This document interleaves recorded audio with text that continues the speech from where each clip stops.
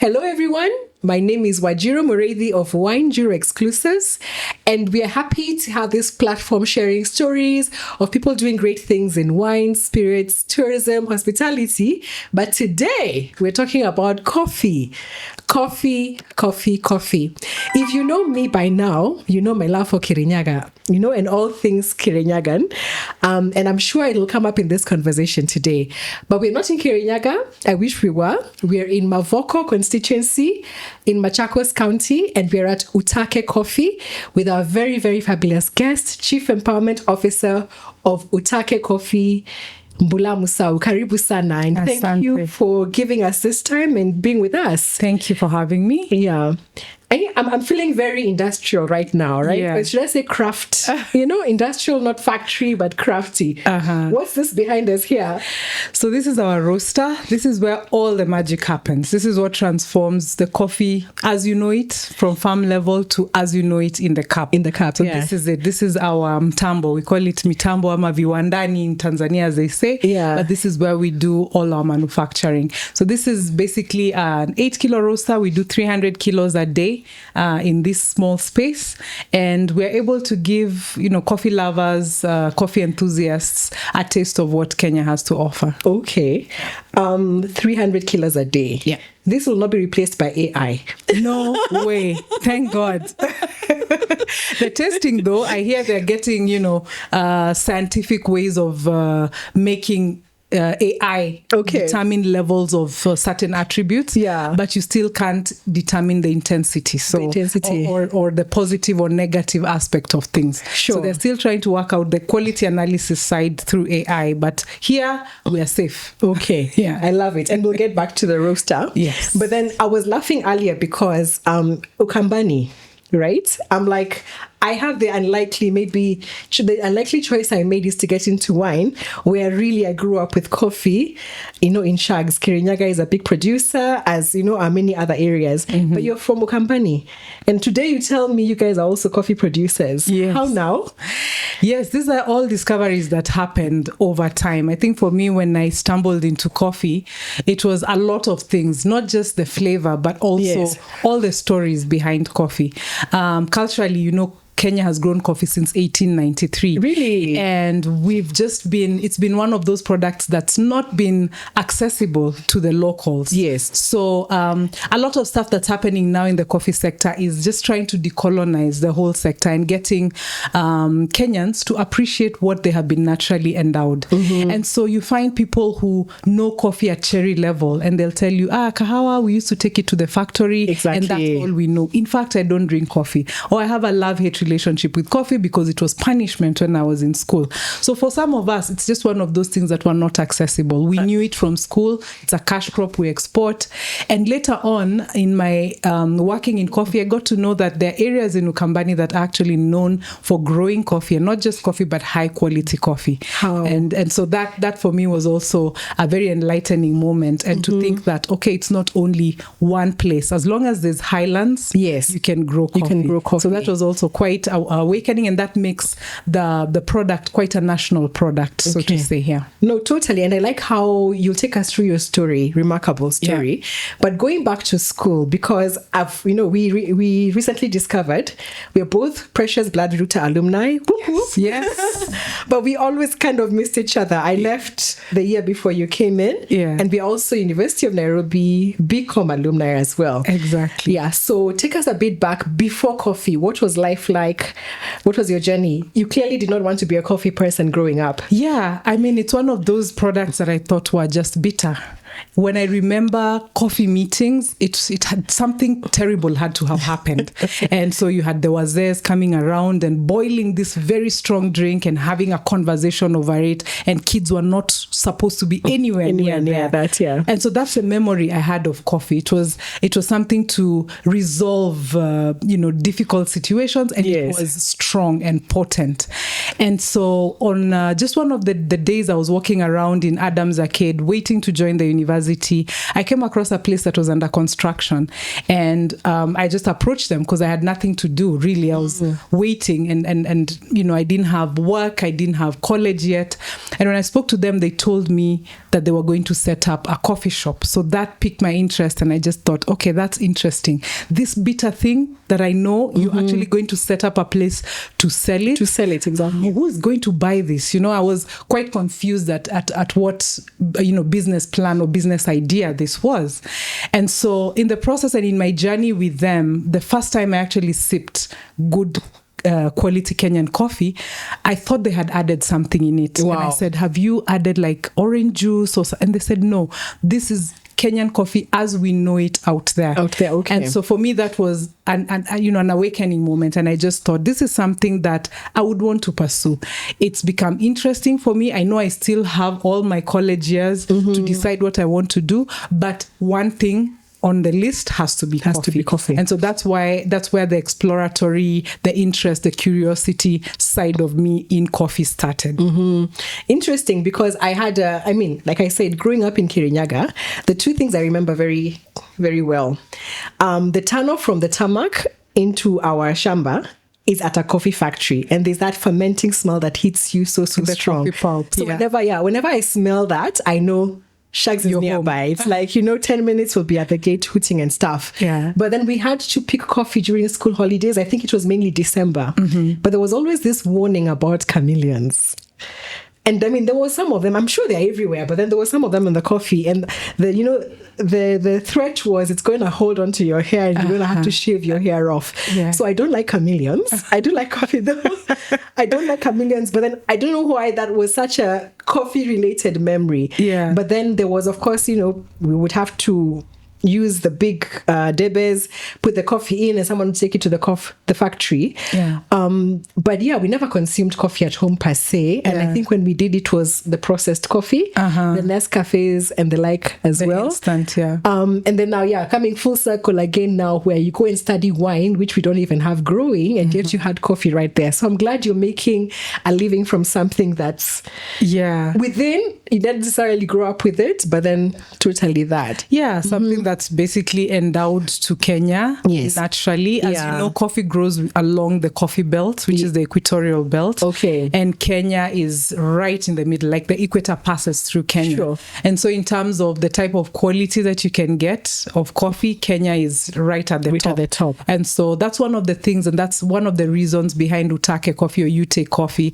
is to have at least an empowerment with the people living in Kenya or around the equator on what God has endowed us with. Super. So that then you're not just having it as a cash crop or hearing about it, but it's something you can consume, you have access to, and you have an understanding and an appreciation that then helps you make the decision. Because what I found out is when I was growing up, it's not because we didn't want coffee, but it's because it just wasn't accessible. And if it wasn't in the quality or the type that we grew as Kenyans. Okay. And so the whole idea since 99, in the early 2000s, was to try and get Kenyans to learn coffee and appreciate coffee. I being one of them. I remember the journey that I took to it, starting with, adding all kinds of flavors until it got to a point where I could smell it being ground and know that it's Kenyan coffee. Wow. So it's been really a journey, and I've seen people also go through the same, including my own family. Awesome. Yeah. So take us through that journey. First, Utake, very interesting name. Can be read in both Swahili. Yes. Yeah. And in English. You want. Yes. Yeah. And in English, you can take. Take us through that. Yeah. So when I was thinking about a name for Utake, I wanted something that was relatable. I knew that I wanted to deal with local players and stakeholders. So I wanted a name that would make it feel like it's something of theirs. And just because of the whole, concept that I've talked about, where we kind of felt like it was an export product. It was not ours. Yes. I wanted a name that would make everyone feel welcome to the table. So Utake in Swahili is a craving, it's a desire, it's something that you can take. Utake, kutaka kahawa. And in English, Utake is also a push for consumption, a push for enjoyment. So Utake in a colloquial or slang English. So that's the name, that's the idea behind the name. Just playing around with the two main languages, and knowing also that we want to live up to our slogan, which is is coffee that empowers.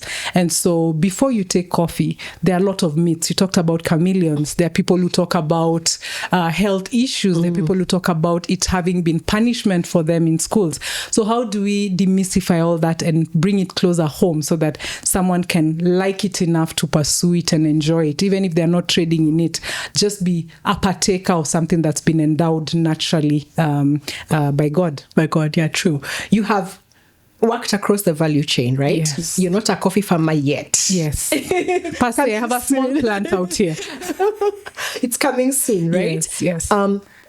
Please take us through the diversity of the value chain. Yeah. I know you said your involvement with Utake comes from the green bean. Yes. But then there's a whole production side first. And then there's what now you're doing. And you've also worked in administration at what can I say? Is it regulatory board or marketing body? Yes. Yeah. So how wide is this chain? And, what are the opportunities that you saw that got you here? Yeah. So, I mean, coffee, one of the things that you mentioned, having not grown up with coffee, cultivating coffee, having even the chance to inherit coffee was one of the things I would say that would put anyone off. It's like, okay, that's not from our community. Exactly. We don't deal in coffee. We deal in other things. But the beauty of coffee is the value chain is so diverse that you can plug in wherever you are, depending on your skill set. So just like wine. Yeah, just like wine. You don't have to have a vineyard. Yes. And so that to me was what I would say welcomed me into coffee. It embraced me because I realized I actually can play a role. I can play a significant role in, changing mindsets, in empowering people, in supporting the coffee sector, even if it's not something that maybe I remember us growing. Later on, I came to find out that my grandparents on my mother's side actually grew coffee. Wow. Many decades ago. But prior to that, I just knew, all right, I like the taste. And so I took it from that point. Okay. So we have the growers. They're the main stakeholders in the value chain. Without producers, we wouldn't be here. We wouldn't be talking. Now, the reason coffee is also so global is because it's a commodity. So it's one of those products that you would say fuels the West. It fuels the world. It fuels countries that are very cold or are even more advanced in how the coffee can be differentiated, how it can be prepared. It's black gold, huh? Exactly. and on this side of the world, it's fueling economies. Like, there are countries that coffee is the mainstay. So you have Uganda, you have Ethiopia, you have Kenya, Rwanda, Burundi.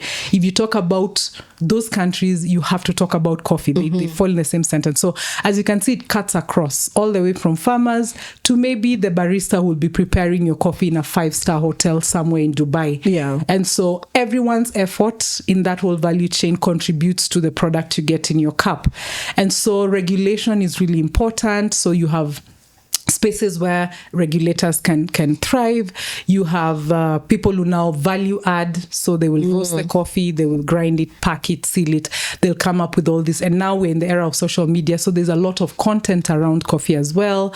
I've been seeing people talking about, coffee with so-and-so, and this is coffee time with a certain social media influencer. And so even someone who's just sitting with a camera and a phone can find a space in coffee because it's a language that's universal.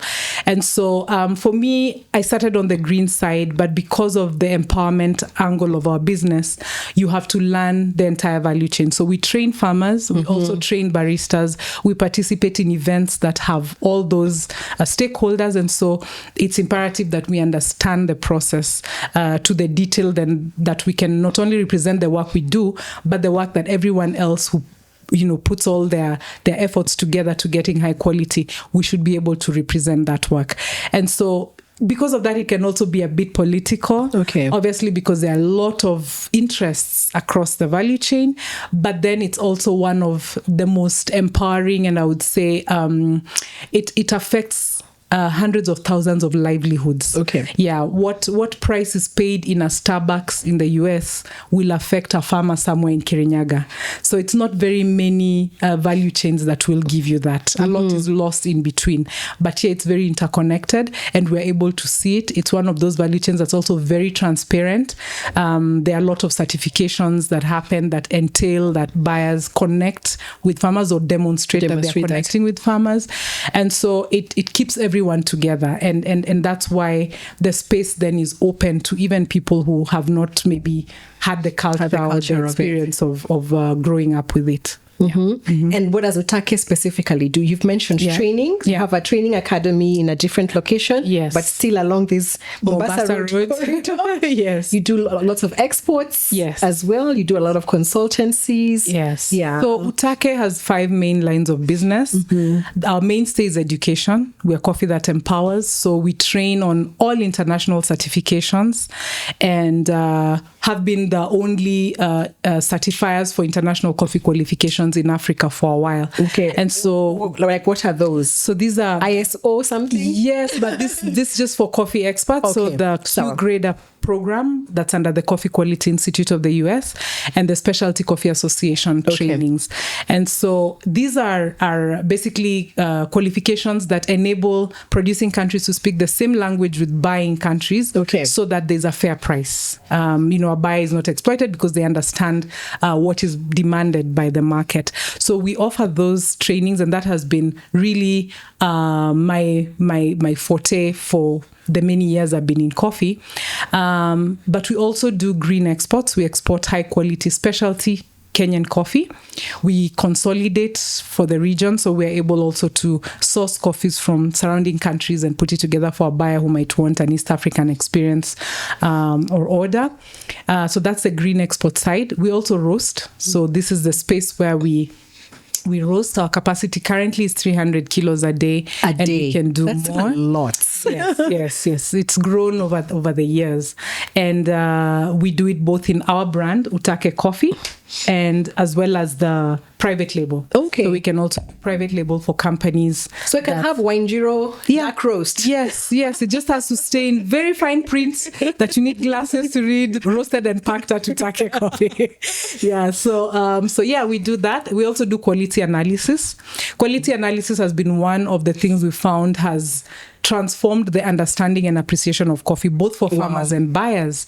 And this grew a lot during COVID when buyers were unable to come into the country to source coffee. Okay. So our lab in Bluebells, where we have our academy, it also serves as a lab where we analyze coffees for purposes of trade. Because we are a certified lab, a buyer in the middle of Japan can trust our report and make a decision to take a container or 2 containers of a certain coffee. And farmers can also bring their coffee and know what it is, so that when they take it to a marketer or another player in the value chain, they have a second and third opinion from a certified space that, okay, my grades were actually good. I have this percentage of double A and AB. So from the sample they give us, they can extrapolate that to their bigger production and then see if they're getting a good deal from their marketers or not. So that's a quality analysis.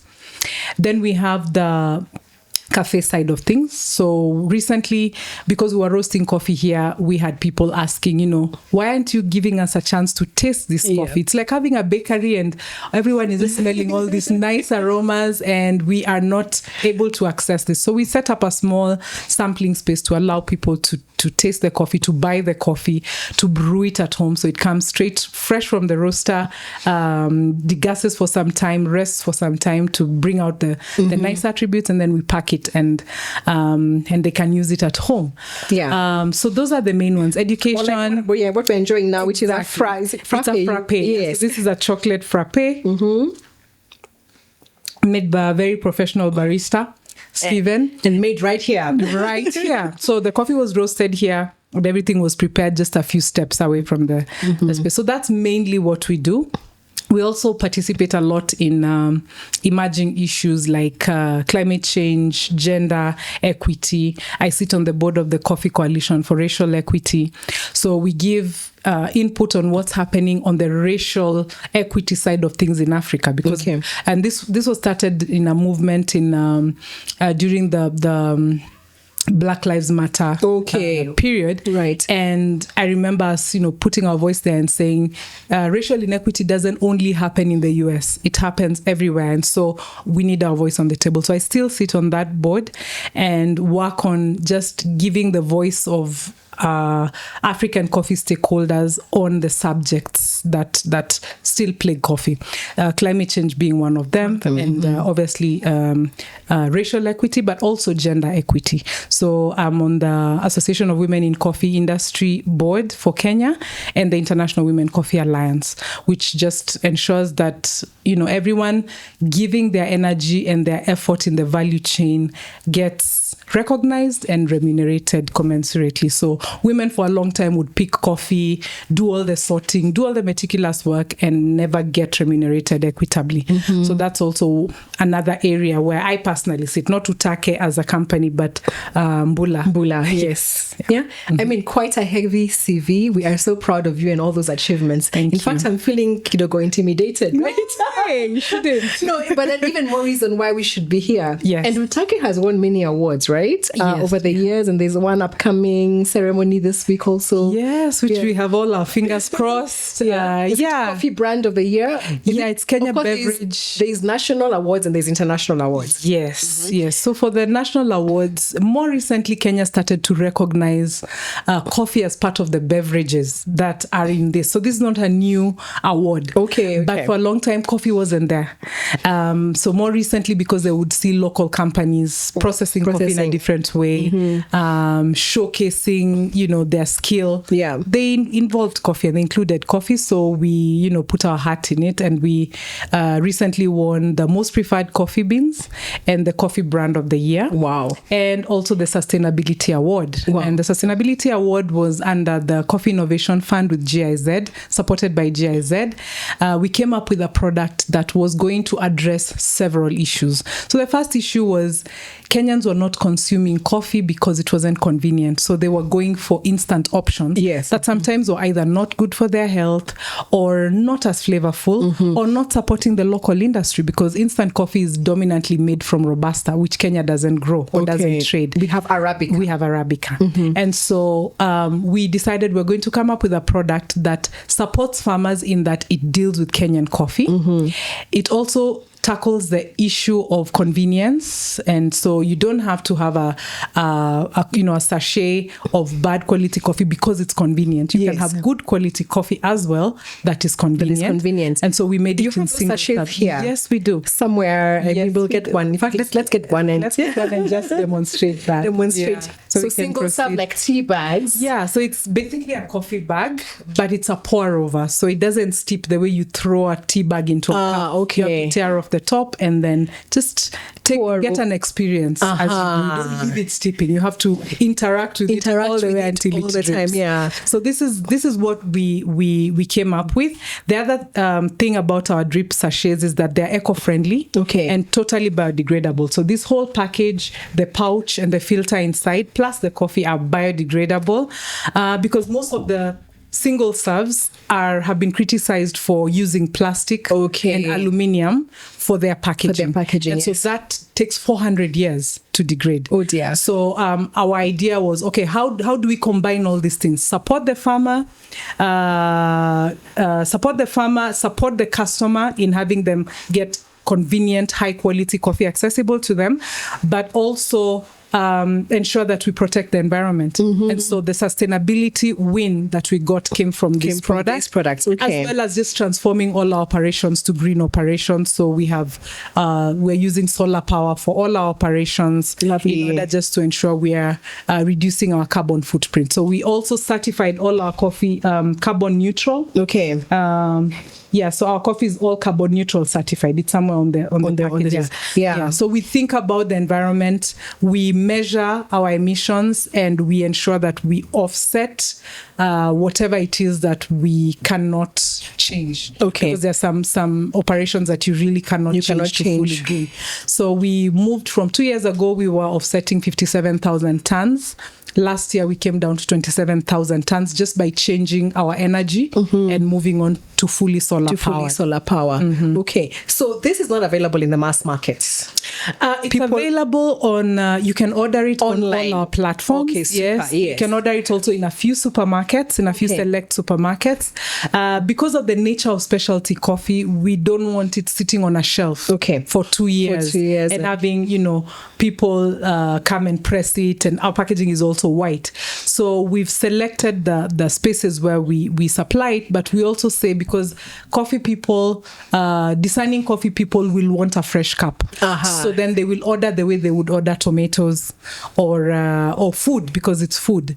And so we're trying also to create that ability for people to order it. Not to say that we are not availing it in supermarkets. In fact, we are working on doing that, but the system is still not very favorable for SMEs. And so once we cross that bridge, then we'll be able then to say, okay, it's available to the mass market. However, Yes. we are lucky to be in an era where just with your phone, you can order anything. You can order anything, and it can be actually available to the mass anybody. market. Yeah. And I know it was quite a hit. I must confess, is it 2 years ago? I think I grabbed a few boxes and took them to our family and friends in the US. Yeah. But maybe the mistake I made was I told them it's like a tea bag. Maybe I should have been very more specific. And I'm looking forward to your demonstration. Yes. To see the whole pour over aspect of it. The instructions are at the back. It's a 4-step process where you tear off the top of the sachet. Then you get the filter bag out. Here it says open. So you need to tear this part. Okay. And then you just hang the handles across your cup. Like so you have to open it. Yeah, you have to open That's why it's not a tea bag. Yes, it's a pour over. It's a pour over, yeah. And then after that, with your water just boiled, you need no timers, no equipment, just your cup of coffee and your hot water. Awesome. And it'll just drip into the cup. So the convenience of this is you can carry it anywhere. In fact, the box says here that you can bring your own brew. You basically bring your own brew anywhere you want to go, yeah. Even the men who may be thinking, I don't have a handbag, I don't carry a handbag, so how do I take coffee to the office? Yeah. One sachet like this in your shirt pocket, and all you need to do is ask for hot water. And you're set. If you're doing a road trip, if you're going on a picnic, if you're on a flight, if you're in a bus, you can always have your thermos of hot water and make your coffee everywhere you go. Fresh, and it's high quality coffee. So the difference was most single serves were either low quality or polluting the environment because of the packaging material, and also they would be kept for so long. So then you have a coffee on a shelf for 3 years. Yeah, that's the time a child takes to be born and go to school, and the coffee is still on the shelf. On the shelf, yes. So that's why, sometimes we want to also educate some of these retail stores and supermarkets to have a section, the same way they have like the place for vegetables. I would say that the coffee, once we get the coffee aisle to look like that, I'll be comfortable taking specialty coffee there. Love it. Yeah. So what's the shelf life? Shelf life for coffee is a specialty very low risk, low risk product. So most people in Kenya will do 2 to 3 years. Okay. We do 1 year. And I'll explain what it takes for us to even do 1 year. So basically, this process, we're still draining it because it's still brewing. Okay. But you don't want it to be too strong. If you leave the pouch inside, it will get stronger. So because this is paper, it doesn't burn. You can just help it a little bit, give it a little aid. And if you put it inside, back into the pouch, and throw this under soil, 180 days, it's back to soil. No way. So, even with the wrapping, whole this whole package. Plant-based. Yeah, this is plant-based. Yeah. So then this is what won us the sustainability award, because most of what had been made single serve had a negative effect on the environment. Yeah. Victor, I'm sorry. I taught you all wrong, my cousin Victor, because we're using them as tea bags, like dunking them in, and I'm sure the one giving the depth it was of flavor. Really good coffee anyway. Yes, but then the strength. And of course that whole process. I'm glad we had this, even though it's 2 years late. So I'll do a better job of educating people and promoting your product better. Yeah, if they read this or scanned the QR code, it's a 1-minute video. Okay, there is a video. Okay, yeah, there's a QR code at the back of the sachet. Do not ignore packaging, but also get it from the source is the lesson I have learned here today. Yes. And the same mistakes people make with wine tasting, and of course what makes the wine experience better. So very many parallels actually. Yeah. But that there is what did you say about the packaging? Yeah, the packaging and shelf life for 1 year. What does that entail? Yeah, so coffee is a low risk product because at 240 degrees, which is the temperature we roast the coffee, no microbial activity can survive. However, coffee starts to degrade or to still when exposed to the elements. And here we're talking light, oxygen, moisture. So the packaging you have needs to protect the coffee from those elements. So having a bag like this, our bags are 3-layer. Okay. So they have a lining inside, a foil lining that prevents light from going in. So that's one of the things that starts the process of degrading. Then it has a one-way valve, which means oxygen doesn't go into the bag, but the carbon dioxide can go out. So then you can even press it to get the scent. Sorry. Yeah. Of the aroma. Love it. But nothing can go in. So then that's the other thing. Yeah. And then the final thing would be it being resealable. Yes. So ours is a ziplock on the top. I've seen some strip ziplocks as well, so that when you open the bag, you can reseal it. Okay. If you don't have that, then you need to transfer it to an airtight container. So with those 3, we are able to keep the coffee fresh for at least a year. It can go longer, but it won't be as tasty as in the beginning. It doesn't say that it expires, but we say best before. And exactly. And I mean, it's what? This is what? Half a kilo? This is 375. 375. If you're having coffee every day, it's not going to last a year. Exactly. It's going to be done in a month. The science behind 375, because people ask us, why not 250? Why not 500 grams? Oh, yes, actually, I've seen that. Yeah. Even with the other brands. Yeah. Yes. We chose 375 because if we're using 12 grams, which is your approximate per cup, and you have a 30-day month, 10 to 12 grams, this packet will last you a month. So a cup every day. So you can easily think through your budgeting process. Okay. You can think about how long you want to keep it based on that. So again, the coffee that empowers side of things, where you're not buying a coffee and it runs out on 23rd and you're like, okay, I still have to wait 7 days before I get my check. At least we help you a little bit in just take 1 cup a day. If you take more, then you know that will happen. Exactly. So then you're forewarned. So I mean, this reminds me of people saying, a bottle of wine or how often you should drink wine. And literally, I mean, I think even Coca-Cola uses this method. They say all they want you to do is drink a Coke a day, as opposed to maybe buying a crate, like splurging on consumption once a month or something. But it's the same thing you're doing, and I think you're being very conservative, aren't you? A cup a day, because how many cups do you take? I take 2 to 3, so I always have 2 packets. You have a 2 month. packets a month. But you see, for us, we are the source, so we'll still get it replenished, even if we pay later. No, I won't talk about how many glasses of wine I consume in a week, but literally, we just say if you can have a glass of wine with every meal, I think consumption will be great. Yes, and people will make money from that business as it is. You then play into the statistics, which is a good thing. But then again, wine is shared typically. It's a bottle. So, you're having it with friends and yes, even coffee as well. Yeah. I like that. I like the whole, quality. The product is quality, but then even the packaging to ensure you enjoy it for a long period of time is very, very well thought out. Yeah. And 375 grams, 12 grams per serving. I mean, I didn't know those are statistics. Science. I tell you see a package and you dismiss it, but the thought that has gone into it. Yeah. So if we start from the 300 kilos per day, that comes down to... So what do you mean? You're the accountant. Yeah. So 300 kilos a day, which means how many packets can we do in a day? 300,000. 1,000. Sorry. So it's over 1,000 in the line. Yeah. Got it.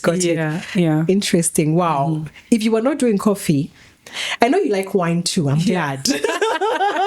And of course, we cannot have conversations with Wine Jiro without mentioning anything to do with wine. Exactly. So I'm just curious, what wine do you like? I know I've given you various formats. Yes. I've never asked you which one you enjoy. Yeah, I'm a fruity wine kind of person because I also like fruity coffee. Okay. Actually, my liking for wine grew when I saw the parallels, when I saw the similarities between wine and coffee. Some of the training resources that we use in coffee are from wine. The Lenné du Vin or the Lenné du Vin. I know I'm pronouncing it wrong, but don't worry, your French is better than mine. So those, and even just the flavor wheel. Yes. When you talk about the groupings of different taste experiences, like the berries or the chocolates and so on, it's so related to coffee. And I remember one time going for a run in South Africa, we went to a winery, and there was a competition. So if you tell the main tasting notes of that wine, you were to win that whole wine. That was quite an expensive wine. Love it. And with my running group, we just thought, let's just try. But because of my coffee background, I nailed the 3 tasting notes. And everyone is like, how did you get the spice? How did you get the chocolate? And I said, because it's the same as coffee. So I won this wine. And I think for me, that just shows how interrelated some of these sectors are, how, you use your full apparatus of flavor for food and drinks, like hot drinks, but you can also use it for wine. Yes. You can use it for tea. And so it just helps you explore your whole taste experience, not just for one thing. Exactly. Which is the same thing we say when I hear people saying, mini mtu wa chai. And I'm like, unaweza kuwa mtu wa chai na wakahawa. Na wine, anything that is endowed to you. Exactly. So you just need to open up your palate and open up your mind to accepting that it's available to you. And so you should enjoy it in your lifetime. No, true. You remember the wine you won? It was a chocolate block. Oh, yes. Girlfriend. Chocolate block. I was just like, wow, okay, I didn't even know it cost that much, but it was lovely. Yeah. I prefer the red dry, obviously, but yes, but no, the fruity. That's a lovely brand, and I'm glad it's South African because I do work for Wines of South Africa as well. But any wine is good if you're drinking it. Yes. But then actually, I'm thinking about I think one of the first times we met, we actually had a coffee and wine evening with Coffee Connect. I remember that. And we were really just trying to show people how stuff is interconnected. Of course, the aromas from grapes, first and foremost, is a grape variety. And I guess we have more than coffee in a sense. Yes. Because coffee is really just Robusta and Arabica. Some Liberica, yes, and a few others that are not commercially viable, but they're there. Those are the major ones. But of course, we have a lot more grape varieties. But really, the original, what we call the primary flavors, come from the grape variety. Then there's how the wine is made. So in terms of the containers, or whether it's going to be, in essence, in a stainless steel tank or oak. Yes. Whether it's going to go through some malolactic fermentation and stuff like that is what brings around the other flavors. Yes. And last but not least, the aging and maturation that comes through. So when you talk about the flavor wheel and these things, those are the kind of things that we do. And we were talking earlier about blind tasters, right? Yes. There's the barista competitions. Yes. But then there's also the sommelier competitions, right? And Team Wine Kenya has just come back from their 3rd running in France. Yeah. And it was purely, you're given samples and you have to say the grape variety, the age of the wine, the region where it's from. And they had like some really outliers like Lebanese wine. Wow. That of didn't course even know don't it was even an have origin. Access to, right? Yes. But then it's like the whole practice. I am a lightweight, self-confessed. So I don't think I would get to the level of, sort of super taster or like a wine judge where you're drinking huge amounts of wine. Yeah. But the education part, I think, is a passion we share. Yeah, definitely. In terms of letting people understand, and then they go become the super tasters. Exactly. And just what goes on behind the cup you get or the glass of wine that you get, from terroir to altitude. There you go. I was trying not to avoid. I was avoiding using the word terroir, but I'm glad you brought it in out. Coffee. I'm telling you, it's there. And people always ask, how is it that coffees from Kirinyaga or from Mount Kenya have a higher acidity than maybe coffees from a certain part in Uganda, an area in Uganda or in Rwanda or in even other parts of Kenya? And it's all about some of those variables as the coffee grows. And so that understanding then just gets people to appreciate more. There's no good or bad. Yes. It's just different. Exactly. Yeah. And you mentioned some names before. Yeah. Of terroir or sort of specialty regions. Yes. You had mentioned... We have the Mount Kenya area. So basically where there is high altitude. Yes. So we're talking hilly, mountainous areas. Yes. Not too high. Like not the altitude of tea, because then you'd get frost, which is not good for coffee. So just like below 2,000 meters, or if at all, just slightly above, with a lot of controlled cultivation, would give you a high quality coffee. So here we're talking in Kenya, Mount Kenya, Mount Elgon, Iveti Hills in Ukambani, Taita Taveta Hills. We're talking about in Kisii. Kisii is also very highland areas. In fact, I was very surprised to hear that the Blue Mountain variety grows naturally in Kisii. Really? This is one of the highest selling brands of coffee in Jamaica.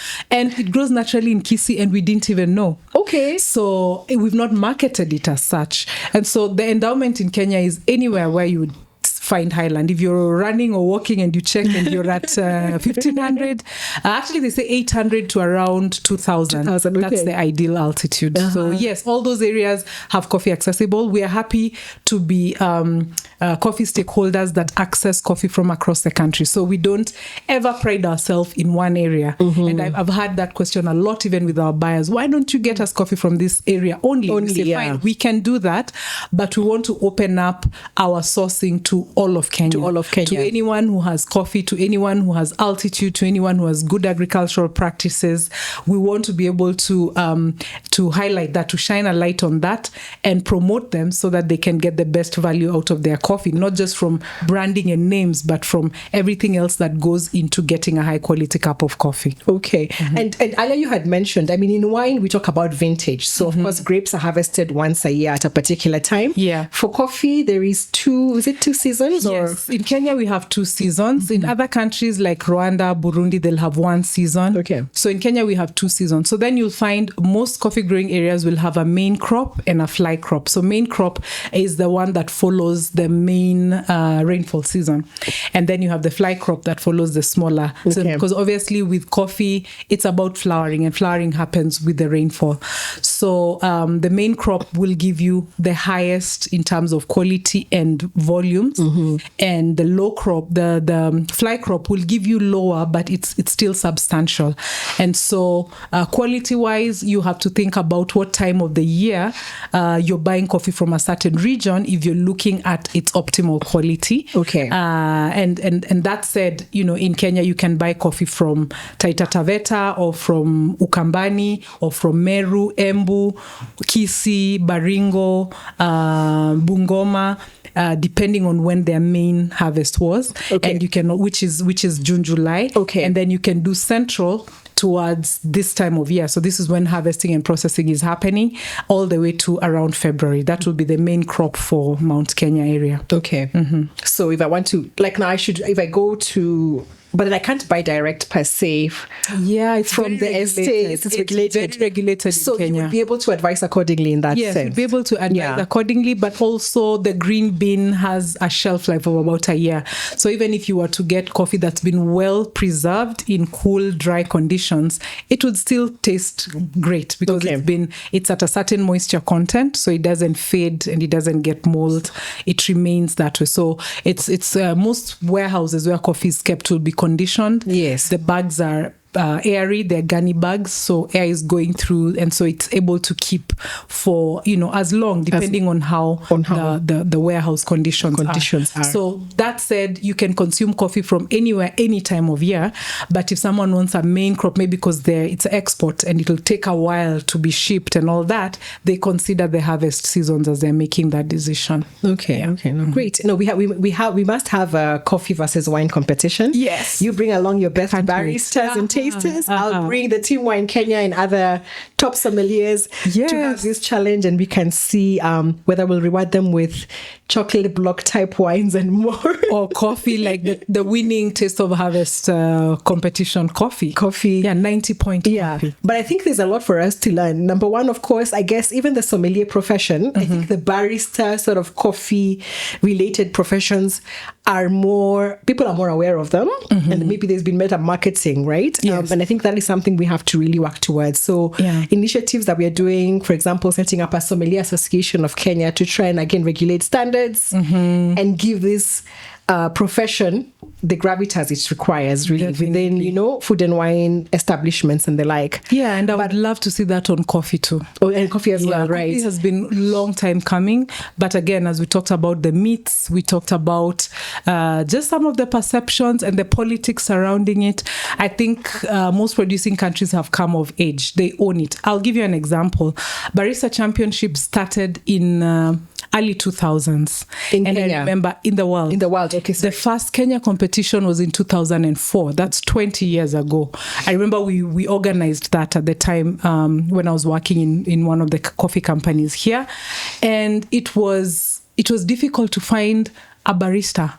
Oh. So it had to be a barman who also does coffee, or a chef who also doubles up as the person who brews coffee. So in terms of just the understanding of the detail that's needed in preparing a high quality cup of coffee, that didn't exist. Really? And then we would do dismally, would perform horribly in the international competitions because we, number one, didn't have the confidence, we didn't appreciate the product, we didn't have the technical skill on how to really bring it out to express itself well for judges, then to give us a good score. The terminology. Okay, got it. Even the extraction. For us, we thought it's just putting hot water and getting a brown liquid. And there was so much science, chemical reactions, and how cold temperatures and warm temperatures and certain pairings go well to create a wonderful beverage. And just maybe 2 years ago is the first time an African country was in the top 6. Wow. It 2 was years so ago, which is now what, 2022? Because we would go for all these competitions since 2004, and all the African countries, starting with Kenya, okay, sometimes we got like 13th or 25th, okay. but most of the time we would be 50 and above. There were 55 countries at most. Wow. And we would always be 50 and above. And now, just as recent as 2 years ago, we had Martin Shabaya, who had tried several times, get to the top 6. Wow. So that just tells you how detached the concepts or the perceptions of quality coffee are in the world. Same product. I had the winner of the UK, of United Kingdom, using a Kenyan coffee, which he could hardly pronounce. Oh, really? The region and the cooperative. And we had a Kenyan barista there who had brought in, coffees from other parts of the world to try and compete because it's a global stage. And the winning coffee was actually a Kenyan coffee being brewed by a UK competitor. And so those are some of the gaps and disconnects that Utake tries to fill in and just say, let us participate fully empowered. Let us have the whole spectrum on our shelves so that you decide, I don't like coffee, but not because I've gotten a bad coffee, exactly, but because it's just not my thing. It's not my thing. I've tried different ways. Yeah, and it's not my thing. And I have had it accessible and available as it would be in all parts of the world. So that's the whole aim. The whole aim of also certifying our labs is to make sure the training we offer is exactly the same as you would get anywhere else in the world. So you don't have to struggle as I did to do your training in UK, US, and wherever, because there was no other place available. So Utake Coffee has offered that space in Kenya and for the region for any coffee aspiring person to undertake this training and be at the same level with the rest of the world. And that's exactly, actually, I also had to go through my wine training certification outside. Yeah. But it's so great that I think we began in 2018, but then yesterday we had like an alumni gathering, and there was more than 80 people working in different spaces that had been through that course locally. Wow. Which is nice. really, really great. That's growth, yeah. And I mean, they're working in all manner of hotels. Of course, some are abroad as well, working in cruise ships and international brand hotels. Nice. So it's important for people to have that vision. Exactly. To, in essence, ensure that our human capital is world class. Yes. And to be able to, export this human capital elsewhere. Yeah. And also to have the standards locally. Yeah. And now recently, there's also a spirits qualification that has come up as well. Which was interesting is in the inaugural class, half the class was those wine-trained specialists who had come to upskill on spirits.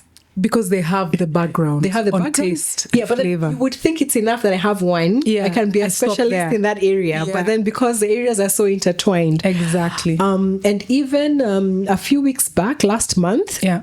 Boma College, which is of course the leading hospitality education training, had I think it was Ladders Africa, an African-inspired culinary and service competition. They had both a student category, students in the various institutions, and they had 18 of them. Yeah. There was people from Kakamega, from the Dan Kimathi Nyeri, Perfect. and of course Really from the good. Nairobi ones. So of course the culinary, very well developed, even the service side. Yes. But thankfully for us, there was also a wine component, Nice. which was, I guess, very small in relation to the bigger scheme of things. But then they had a barista challenge. Yes, they have coffee. They had a mixology challenge as well. Nice. But the wine was the smallest part, right? Oh, that needs to grow. Yeah, so I hope it'll grow to the same, but then it's as important. Definitely. And coming back to what you're saying, the typical scenario is the barista, is the barman, Yes. is the waiter, Yes. you know. It's not their own career, it's not like their a own full-fledged career. Full-fledged. So we look forward to when we'll actually specialize in those categories. Yeah, and it's happening. It's happening. I've seen it. I've seen the barista profession grow since those years when we started and we were everything. But then again, once you get into it, you realize that like in France or Spain or South Africa, where the farmers will understand wine, you will not sell a bad wine to somebody who's growing grapes, who has a vineyard. We need to get to the same level with coffee. We are growing coffee, so we shouldn't be drinking bad coffee. Exactly. We shouldn't be drinking the rejects of the rest of the world that could not be sold in the West. And then they're repackaged in instant coffee that then we say, this is nice because I can use this container to put sugar later on. No, that's not the value of the coffee. The coffee is something that's endowed to you that you should know, love, and appreciate, so that you can either roast it better, grow it better, sell it better. Very the true. conviviality, as they call it, is something we need to really grow in coffee producing countries, especially in Africa. Yeah. I see Latin America has come of age. We have more winning countries from Latin America. Yes. We are not yet number one for African countries, but I would see that happening through domestic consumption. The parallels are really, really, really amazing. So maybe as a parting shot, I'll try and get away from the coffee per se and come back to your education and life in Nairobi in general. Yes. Now that you are in PB, and I mean, I know from the alumni groups and all that, there's always mixed reactions, Yes. Do you have a favorite memory from your Precious Blood Riruta experience? It could be on anything. I think for me, anything. I changed my the mandatory attendance of mass to a fun thing by starting to play the kayamba. Oh, lovely. So once I did that, I started looking forward to going for mass, just because it was a different denomination from what I grew up in. And I was just like, it's so different. We're reciting something totally different from what I've always grown up in.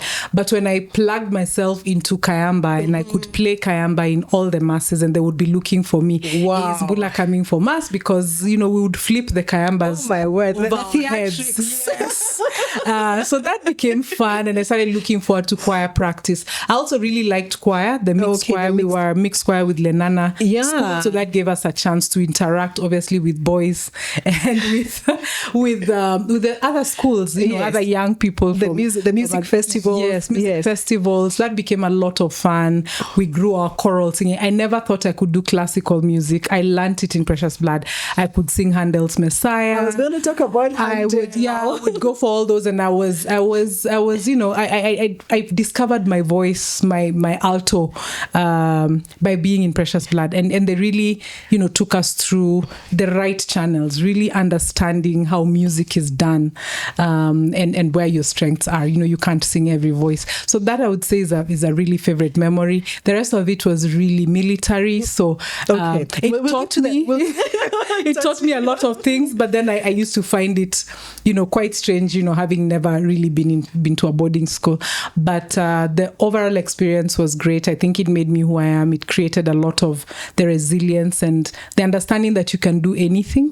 Like if you survived those years, then you can survive COVID. You can survive anything. And you'll come out still shining. So yeah. I mean, coming back to choir, because that was also a favorite of mine, and I joined typically later than usual because I joined in fourth form. Whoa! When everybody else should have not been. Huh? Yeah. But for a school that did not provide music as a subject, at least when I was there, that whole choir experience was really top class. Definitely. And winning competitions and performing in State House. Performing for the president. And getting some money. Yes. There was some token. Anyway, going for this, I think it was called the state concert. That was quite precious. And I actually forgot about it, but I know Handel's Messiah. Yes. Because of choir. And Bach and Beethoven. You know, things that later on you hear in life and people get shocked, but we did it in school. Yeah, and you can recognize the songs. And it calms me. There are times when there's a lot of stress and all you want is that. That is what will get you chilling. Yeah. Super. That was a super memory, I would say. And obviously the friendships. To date, I have friends I met at 13 who are still, you know, my bosom buddies. And love it. And so that's life. Okay. Yeah. Mm-hmm. So now coming from PB, very, very conservative environment, and you're thrown into Lower Kabete. Yes. What is your favorite memory from Lower Kabete? As it was called because of the Kenya Institute of Administration that's next door. Yes. I think for me, the drive to school was beautiful because we have all those trees on Lower Kabete Road, all the way from Peponi. Yeah. Which is, it's not typical. No. In most places, either you're driving into Moi or Eldoret or like really, really far off place. It's not too far, but also near, but also the drive. So it was nice to take walks. From the campus, you'd actually walk all the way down to Ngesha Road and walk back. And it was beautiful. That was good. Obviously, the school, the new friendships that we built there now from across the country, because Precious Blood was Nairobi people mostly. Yes. Now you get into campus where you have people from across the country and different cultures. They tell you how their boarding schools were, and you're like, what? Yes. So that was quite interesting for me. Yeah. But also for me, because I worked through campus. Okay. That was a different experience. Juggling between working part-time and doing my studies and ensuring I don't get a supplementary or a repeat a year was quite the challenge that I really thank God for, because first of all, the company that I was working for gave me that opportunity. Sure. I would work weekends and public holidays, to the point that when I was in third year, they made me the head of the coffee division. So now I had to clock 20 hours in order to show that I was really in charge of the departments. Wow. And so that was interesting and just a good push into leadership and management, and saying that we trust your ability, we're giving you a vote of confidence that you can do this, and that made a big difference, because then even at school I would train people on high quality coffee. Oh, love it. I tell them, okay, we have an exam, we've not read. Here, I have a packet of coffee. We don't have brewing equipment, but we have a kettle and we have a jug. So we are going to mix it and we are going to sieve it and we will read through the night. And those memories are really nice. And those to date are some of my biggest customers. Love it. They remember us brewing coffee in a room, campus room. And now, I mean, they buy it for their businesses, for their offices. And so that's yet another really beautiful memory. So shout out to Lower Kabete, LKC 99, class of 99. Yeah. No, I love it. Thank you so much. You know, it's amazing how, I mean, we never quite met in PB, we never quite met in Lower Kabete, but then Destiny family brought us together. Exactly. But this has been such a treat. And I'm so grateful for your time. Yeah. And, you know, just your energy, you're oozing coffee. Like, really, I can, you know, it's just, you're passionate about this subject. Yeah. I've learned so much. I'm going to wait for your book or your Netflix series. You know, the way they have the food shows and whatever. I'm seeing this coffee deal coming through. I'm manifesting to be the presenter. Amen. Amen. You do great. But you know, really lovely. Yeah. Thank you so much. Thank you. There you have it. Watch out for the wine and coffee competition.